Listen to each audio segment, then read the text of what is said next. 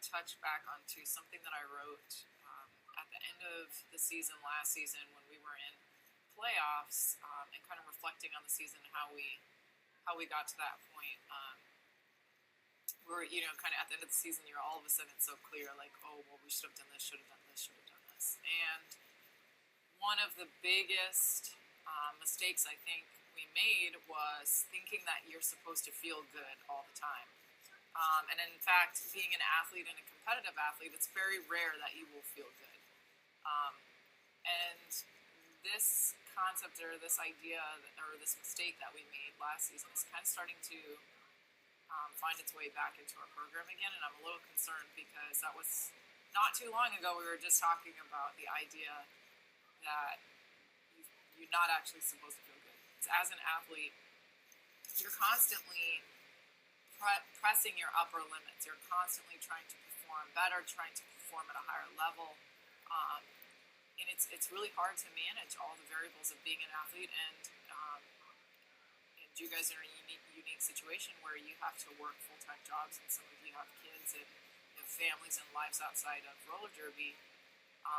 It really does leave very little time for things to be perfect, in terms of recovery, in terms of nutrition, in terms of timing, and you're trying to get your workouts and you're trying to do the best with what you can. Even in a perfect world, if we're talking, I've had athletes that went on to NCAA Division I football, and those kids will come back and be like, man, this is really making me question my decision. I don't know if I want to play anymore. Because the reality is, even in a perfect world like NCAA Division I football, where you have unlimited amount of resources, you've got nutrition programs, you've got athletic trainers, you've got everything you need. Even in those environments, those kids feel like shit all the time. And the reality is, that's probably how you're going to feel too. And what it comes down to is understanding the difference between pain and injury.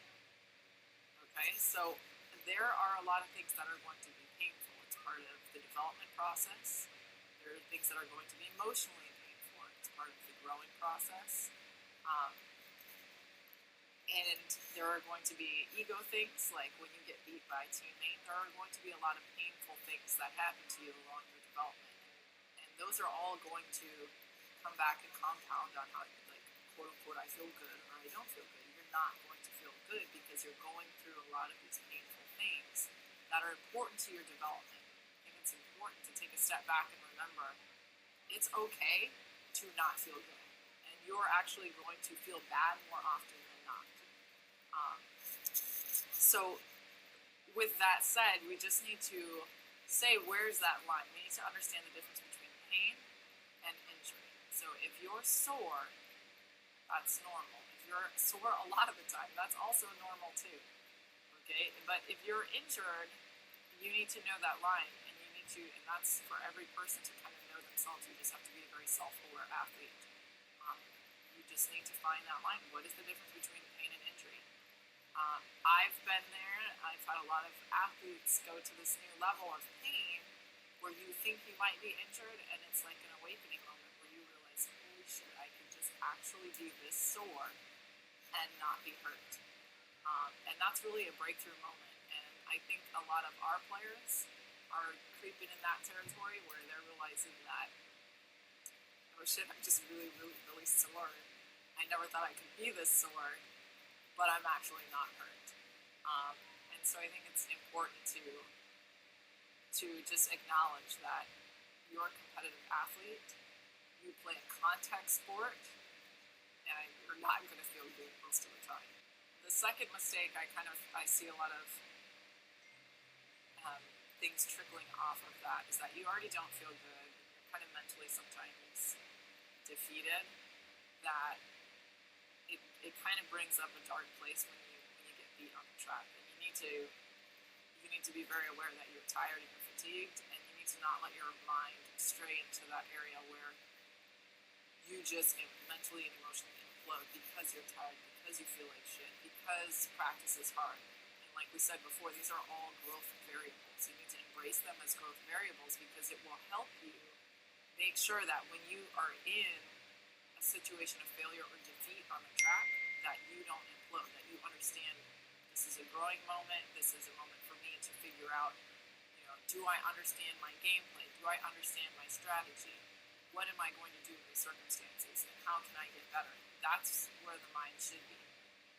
But it's very interesting that when you're tired and you feel like shit, a lot of times your brain goes somewhere else and says, screw this is bullshit, or everyone's against me, all these different things, because it's kind of like a safety mechanism to take your ass off the track. And what we need to be doing is saying, okay, I'm not going to die. These things aren't going to kill me.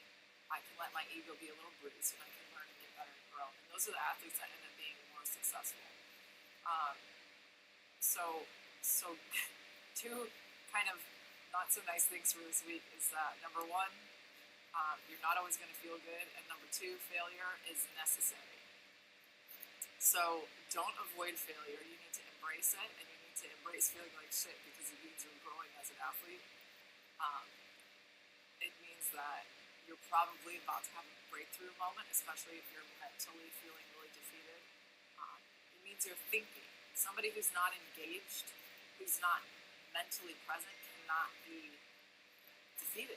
Can't feel that way because they're not engaged. So if you're starting to feel mentally defeated, it probably means you're really engaged. You're thinking, you're analyzing, you're trying to be a problem solver, and you're not solving the problem, so you're frustrated.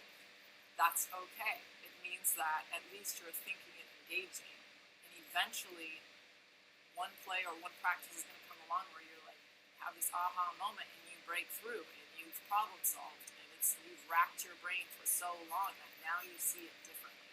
And those are the important things that we just need to kind of have a paradigm shift.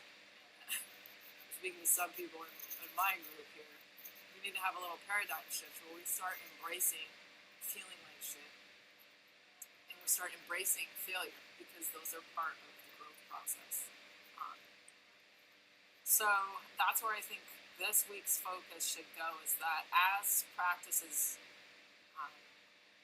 in full swing, there's a lot of contact, there's a lot of conditioning at the end of practice, and then you have strength training, and my strength training is set up, and I probably need to talk more about it, but about the philosophy behind why I do what I do. But right now, taking you to points of fatigue and then asking you to do a very complicated skill, because that's pretty much what you're going to encounter on the track. And what it does is basically fatigue creates cognitive load, so I'm kind of like messing with your brain's ability to do fine skill after it's tired.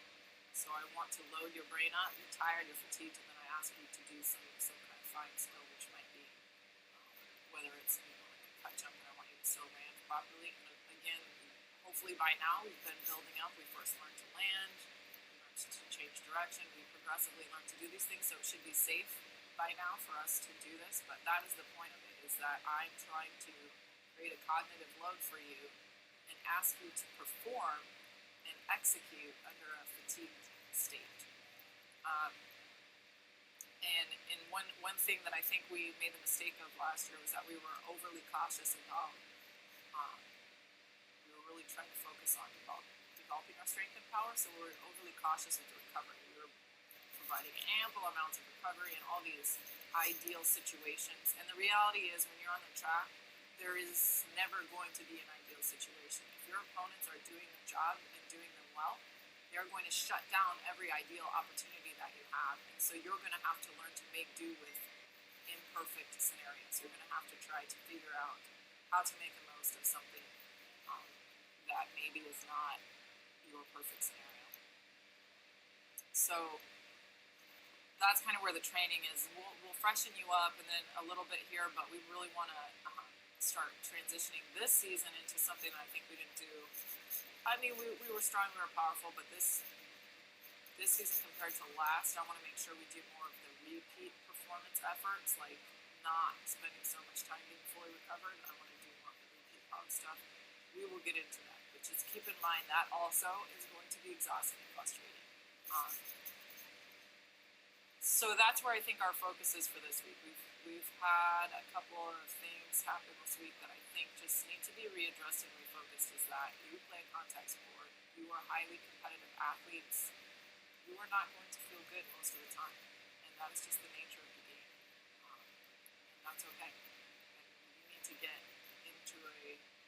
state where you can accept that that is okay. You need to accept that circumstances are not going to be perfect. You need to accept that you are going to feel like shit a lot of the time. And you need to accept that that is part of, that along with failure are part of growth.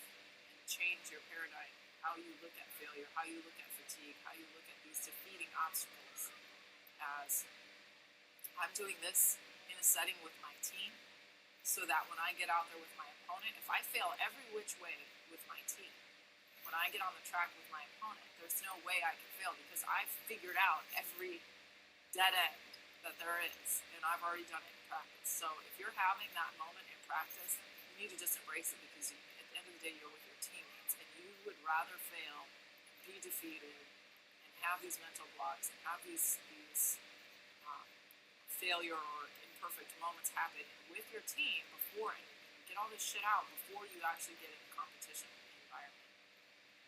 So that's where I think our focus is. Just embrace the pain. Embrace the pain. Embrace that you play a contact sport, that you're good at your contact sport, and that this is all part of the game. Because the reality is contact will make you think about a lot of these things. Getting checked, getting your ass thrown on the floor, it does make you think a lot about this stuff. And that's okay. I just want to leave you with that, is that number one, you're not supposed to feel good. Number two, failure is your best opponent. If you fail with your team, you will succeed against your opponent. So you just remember those things. All right, so have a good week. Understand the difference between pain and injury. You're going to experience a lot of pain. That's part of being an athlete. Embrace the failures and learn from them. That way you don't fail in an actual competition setting.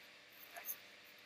Fail in the gym, fail at practice, fail every which way possible. And then there are only ways to succeed after that. I'm going to go, and I will talk to you guys next week. Bye.